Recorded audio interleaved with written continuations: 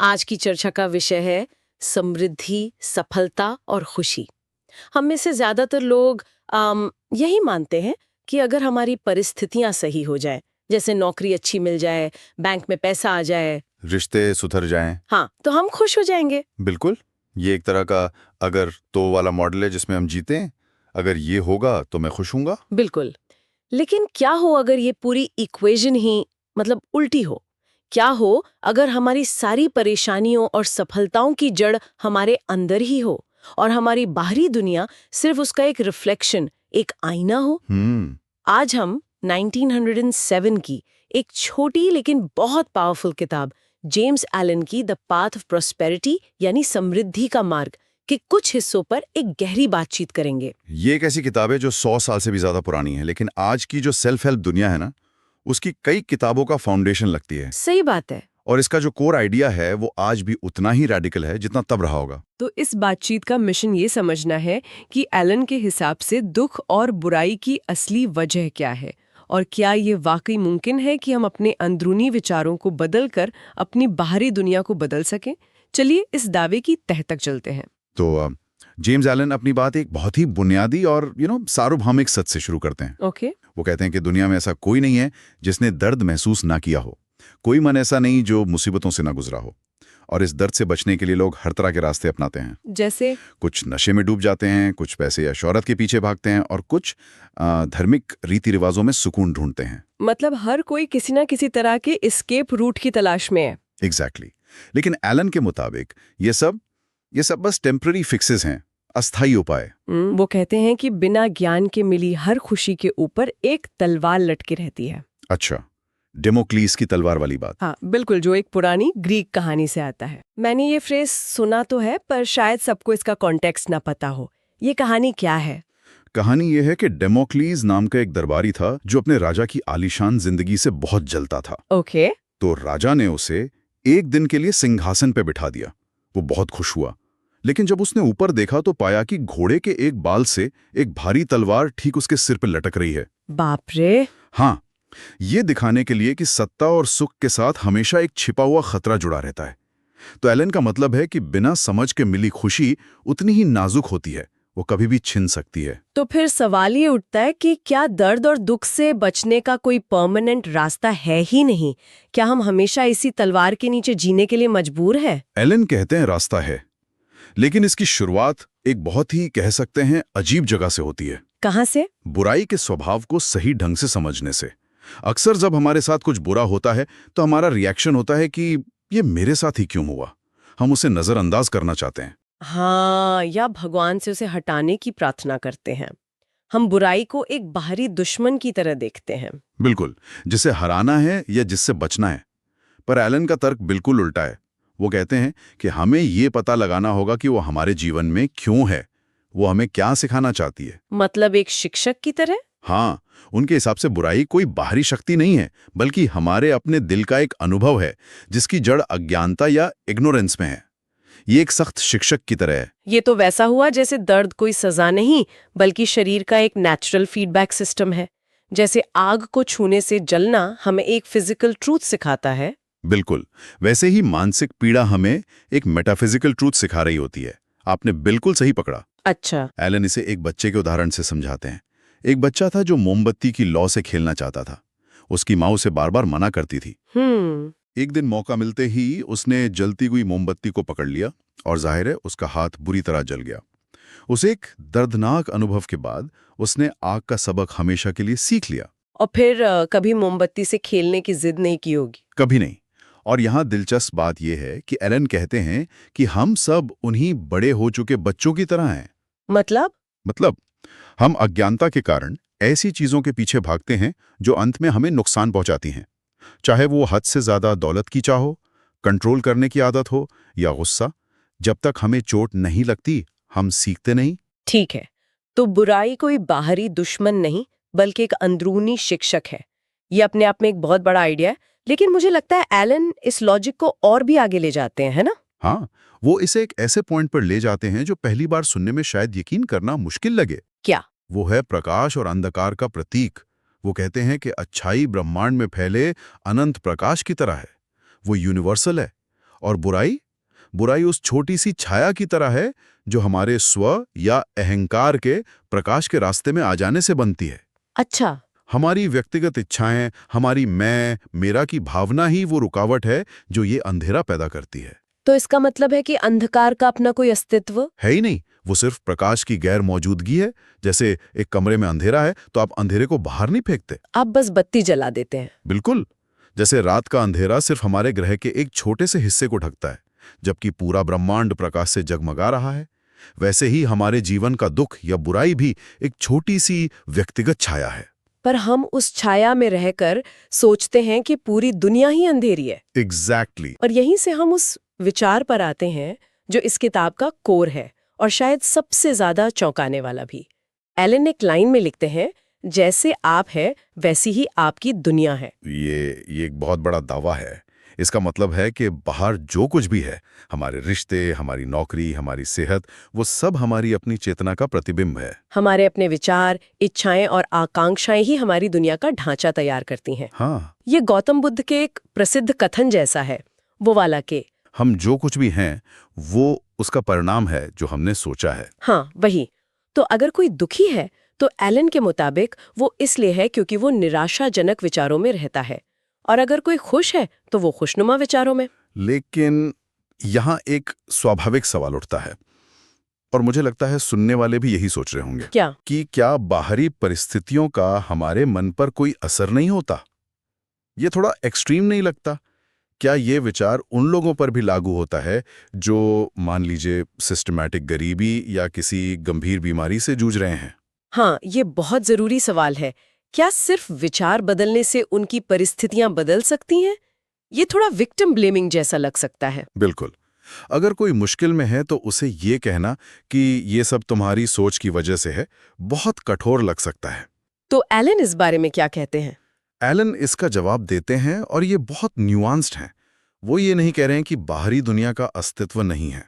वो कहते हैं कि परिस्थितियां हमें केवल उतना ही प्रभावित करती हैं जितना हम उन्हें करने की अनुमति देते हैं।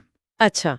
जब हम ये मान लेते हैं कि बाहरी चीजें हमारे जीवन को बना या बिगाड़ सकती हैं, तो हम अपनी शक्ति उन्हें सौंप देते हैं। ओके, तो पावर हमारे रिएक्शन में है, सर्कमस्टेंस में नहीं। ठीक। इसे समझाने के लिए उन्होंने दो आदमियों का एक क्लासिक उदाहरण दिया है। कहानी ये है कि दो लोगों ने सालों मेहनत करके जो पैसा कमाया था, वो एक बैंक के डूब जाने से एक ही दिन में खत्म हो गया। एक ही घटना, दो अलग लोग। हाँ, और दोनों की प्रतिक्रिया बिल्कुल अलग अलग थी। पहला आदमी दुख, निराशा और शोक में डूब गया। उसने मान लिया कि उसकी जिंदगी बर्बाद हो गई। वो भाग्य को कोसने लगा और उसने फिर कभी कोशिश ही नहीं की। और दूसरे ने शांति से अखबार पढ़ा, एक पल सोचा और कहा, ठीक है, पैसा चला गया, चिंता करने से वो वापस नहीं आएगा, लेकिन मेहनत करने से जरूर आएगा। वाह। उसने नए जोश और नई समझ के साथ काम शुरू किया और जल्द ही पहले से भी ज्यादा समृद्ध हो गया। तो यहाँ घटना एक ही थी, लेकिन एक के माइंडसेट ने उसे अभिशाप बना दिया और दूसरे के माइंडसेट ने उसे एक नया अवसर। एकदम। अच्छाई या बुराई परिस्थिति में नहीं थी, बल्कि उसे देखने वाले के मन में थी। और आपके पिछले सवाल पर वापस आते हैं, विक्टिम ब्लेमिंग वाले। एलन का पॉइंट ये नहीं है कि किसी की गरीबी या बीमारी रियल नहीं है। उनका पॉइंट ये है कि उस परिस्थिति से बाहर निकलने का रास्ता बाहर नहीं, अंदर से शुरू होता है। अच्छा। शिकायत करने या भाग्य को कोसने से वो परिस्थिति और मजबूत होती है। जब आप अपने अंदर की शक्ति को पहचानते हैं, तब आप उस परिस्थिति को बदलने की शुरुआत कर सकते हैं। ठीक है, आई गेट द थ्योरी। हमारे विचार हमारी रियलिटी बनाते हैं, लेकिन ये अभी थोड़ा एब्स्ट्रैक्ट लगता है। कोई इसे अपनी जिंदगी में लागू कैसे करे? क्या एलन कोई कॉन्क्रीट पहला कदम बताते हैं जो सिर्फ पॉजिटिव सोचों से ज्यादा हो? हाँ बिल्कुल। यहाँ एलन कर्म के महान नियम की बात करते हैं।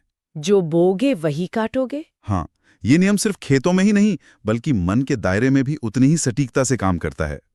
हमारे विचार वो बीज हैं जो हम अपने मन की जमीन में बोते हैं। इसे थोड़ा और खोलकर बताइए, मानसिक बीज बोने का क्या मतलब है? देखिए, एलन के अनुसार घृणा, क्रोध, ईर्ष्या, चिंता, ये सब जहरीले बीज हैं।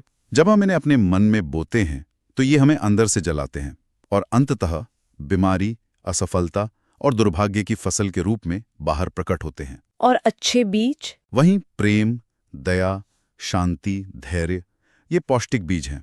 जब हम इन्हें सींचते हैं तो ये शांति देते हैं और स्वास्थ्य, सफलता और सच्ची समृद्धि के रूप में फलते फूलते हैं। तो इसका प्रैक्टिकल मतलब ये हुआ कि हमें अपने विचारों के प्रति बहुत जागरूक होना होगा। हमें ये देखना होगा कि हम अपने मन में कौन से बीज बो रहे हैं। एग्जैक्टली। और इसका व्यावहारिक मतलब ये भी है कि शिकायत करना या भाग्य को दोष देना बंद करना होगा।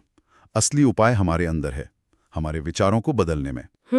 और इसके लिए एलन कुछ बहुत ही जमीनी और ठोस उदाहरण देते हैं। जैसे कि मान लीजिए कोई गरीबी से घिरा है और एक छोटे, तंग और अस्वास्थ्यकर घर में रहता है। ठीक है। आमतौर पर वो क्या करेगा? वो उस घर से नफरत करेगा, उससे भागना चाहेगा।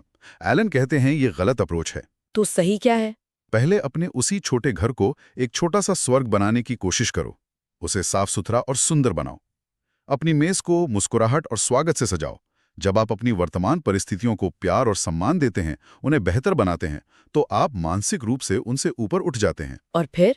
और सही समय पर बेहतर घर और माहौल अपने आप आपकी ओर खींचे चले आते हैं। ये तो मरी कंडो की फिलॉसफी जैसा लगता है। 100 साल पहले जो आपके पास पहले से है उसमें जॉय ढूंढो, शिकायत करने की बजाय जो है उससे ही बेहतर बनाओ। बिल्कुल। एक और उदाहरण है जो आज के कॉर्पोरेट वर्ल्ड में बहुत से लोगों को रिलेटेबल लगेगा। बताइए। अगर कोई एक अत्याचारी, क्रूर बॉस के अधीन काम कर रहा है तो उसे क्या करना चाहिए? ज्यादातर लोग या तो नौकरी छोड़ देंगे या मन ही मन उस बॉस को कोसते रहेंगे। हाँ, लेकिन एलन कहते हैं कि स्थिति को अपने प्रशिक्षण का एक हिस्सा समझो। शिक्षण? हाँ, निर्दयता का जवाब विनम्रता, धैर्य और क्षमा से दो। इस स्थिति का उपयोग अपनी मानसिक और आध्यात्मिक शक्ति बढ़ाने के लिए करो।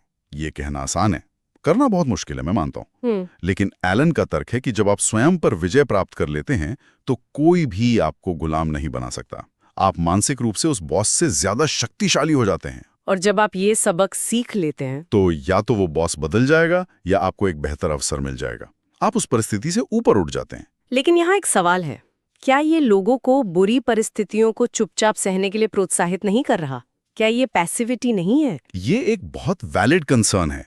मुझे नहीं लगता कि एलन का मतलब पैसिव होना है। ये आंतरिक सक्रियता मतलब इंटरनल एक्शन के बारे में है। अच्छा। बाहर से लड़ना या भागना आसान हो सकता है, लेकिन अपने अंदर के गुस्से और नफरत पर काबू पाना असली शक्ति है। जब आप अंदर से शांत और मजबूत हो जाते हैं तो आप बाहर की दुनिया में ज्यादा समझदारी से एक्शन ले पाते हैं। ये गुलामी नहीं बल्कि सच्ची स्वतंत्रता की पहली सीढ़ी है। समझ गई। अब एक आखिरी और सबसे जरूरी सवाल पर आते हैं। किताब का शीर्षक ही समृद्धि का मार्ग है, तो धन और पैसे के बारे में एलन का क्या कहना है? क्योंकि हम ऐसे बहुत से लोगों को देखते हैं जिनके पास बहुत पैसा है लेकिन शायद सद्गुण या वर्चू नहीं है।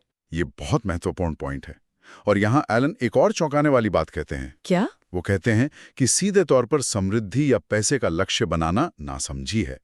सच्ची समृद्धि का रास्ता सद्गुणों से आत्मा को समृद्ध करना है। मतलब फोकस पैसे पर नहीं बल्कि कैरेक्टर पर होना चाहिए। हाँ, और आपके सवाल का जवाब भी इसी में। एलन इस बात को स्वीकार करते हैं कि कुछ लोग बिना किसी सद्गुण के भी पैसा कमा सकते हैं, लेकिन वो कहते हैं कि वो सच्ची दौलत नहीं है, वो क्षणिक है। वो एक ऐसे फिसलन भरी जगह पे खड़े हैं जहां से वो कभी भी गिर सकते हैं क्योंकि उनकी नींव, उनका चरित्र कमजोर है। और इसके विपरीत? इसके विपरीत एक व्यक्ति जो बाहर से गरीब है लेकिन सद्गुणों में अमीर है, जैसे कि ईमानदारी, धैर्य, दया, विश्वसनीयता, वो वास्तव में अमीर है और वो निश्चित तौर से स्थायी सच्ची समृद्धि की ओर बढ़ रहा है। तो जेम्स एलन की किताब से हमने जो समझा उसका सार ये है कि सफलता, खुशी और समृद्धि का सोर्स हमारे अंदर ही है। हमारी बाहरी दुनिया हमारे अंदर की दुनिया का एक आईना मात्र है। हम अपनी परिस्थितियों के गुलाम नहीं हैं, बल्कि अपने विचारों के माध्यम से अपने भाग्य के निर्माता हैं। बिल्कुल। ये सफर सीधे परिस्थितियों को बदलने का नहीं है बल्कि खुद को बदलने का है, और जब हम खुद को बदलते हैं तो परिस्थितियां अपने आप बदल जाती हैं। सही। सच्ची दौलत बाहरी चीजों के संग्रह में नहीं बल्कि सद्गुणों के संग्रह में है। एलन अपनी बात इस एक लाइन से खत्म करते हैं, आपकी सच्ची संपत्ति आपके सद्गुणों का भंडार है। ये एक बहुत गहरी बात है जो आज की मटीरियलिस्टिक दुनिया में सुनना और भी जरूरी हो जाता है। हाँ, और ये हमें एक दिलचस्प सवाल पर सोचने के लिए छोड़ जाती है। क्या सवाल? अगर हमारी बाहरी परिस्थितियां सिर्फ एक प्रतिबिंब है तो आज किसी व्यक्ति की आंतरिक कुल संपत्ति मतलब इनर नेटवर्थ क्या है, और उसे बढ़ाने के लिए आज कौन सा एक आंतरिक निवेश किया जा सकता है? शायद किसी को माफ करके क्षमा का निवेश, या किसी मुश्किल स्थिति में धैर्य रखकर सब्र का निवेश, या कोई छोटा सा काम पूरी ईमानदारी से करके सच्चाई का निवेश, ये विचार करने योग्य है।